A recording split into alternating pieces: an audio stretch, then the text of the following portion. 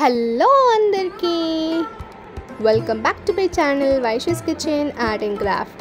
ముందుగా మీరు నా ఛానల్ని ఫస్ట్ టైం చూసినట్టయితే ప్లీజ్ లైక్ షేర్ సబ్స్క్రైబ్. ఎండాకాలం వచ్చేస్తుందండోయ్, మరి మామిడి తొక్కు పెట్టుకుంటున్నారా?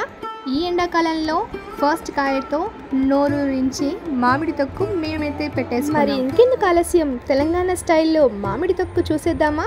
పదండి. మరి ముందుగా మామిడికాయలని చక్కగా వాష్ చేసుకొని తుడుచుకొని పెట్టుకోవాలి, ఎక్కడా కూడా వాటర్ ఉంచుకోకూడదు.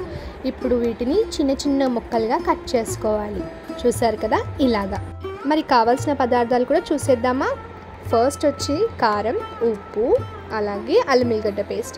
ఇవన్నీ కూడా ఒక క్వాంటిటీలోనే తీసుకోవాలి. 1 కప్పు కారానికి 1 కప్పు ఉప్పు తీసుకోవాలి. అలాగే అల్లం వెల్లిగడ్డ పేస్ట్ కూడా తీసుకోవాలి. ఇక్కడ నేను ఆల్రెడీ జీలకర్ర, మెంతులు, ఆవాలు వీటన్నిటిని కూడా ఫ్రై చేసి పక్కకు పెట్టుకున్నాను. ఇప్పుడు ఒక ప్యాన్ తీసుకొని అందులో 2 కప్స్ వరకు ఆయిల్ యాడ్ చేసుకొని చూపిస్తున్న విధంగా ఆయిల్ హీట్ అయిన తర్వాత అందులో జీలకర్రని వేసి ఫ్రై అవ్వనివ్వాలి. ఇప్పుడు స్టవ్ ఆఫ్ చేసి ఆయిల్ అంతా కూడా కొంచెం చల్లారిన తర్వాత గోరువెచ్చగా ఉన్నప్పుడే ఇక్కడ జింజర్ గార్లిక్ పేస్ట్ని వేసి చక్కగా ఫ్రై చేస్తున్నాను. చూసారు కదా ఇలా. ఇప్పుడు ముందుగా మనం ఫ్రై చేసి పెట్టుకున్న జీలకర్ర, మెంతులు, ఆవాలని పొడి చేసి పెట్టుకోవాలి. ఇప్పుడు తొక్కుని కలిపేసుకుందాం పదండి. ఫస్ట్ మామిడికాయ ముక్కల్ని ఒక బౌల్లోకి తీసుకొని అందులో 1 కప్పు కారం పొడి, 1 కప్పు ఉప్పు, అలాగే జీలకర్ర, మెంతులు, ఆవాల పొడిని వేసి కలిపేసుకోవాలి. మామిడికాయ ముక్కలకి బాగా పట్టుకోవాలి మసాలా, అలా కలుపుకోవాలి.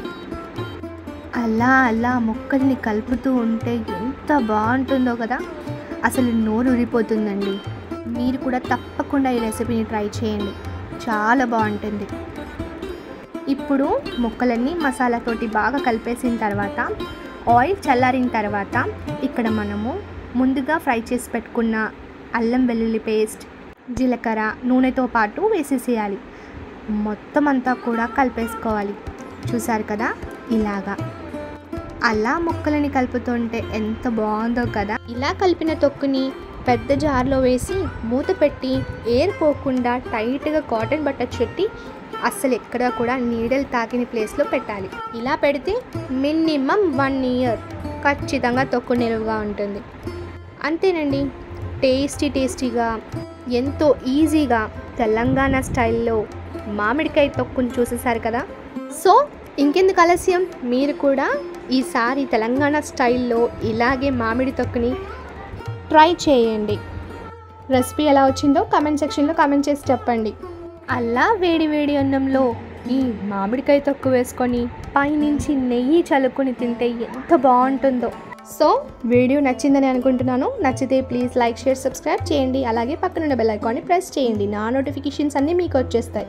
మరొక అమేజింగ్ వీడియోతో మీ ముందుంటాను. మీ Vaishnavi. Thank you for watching.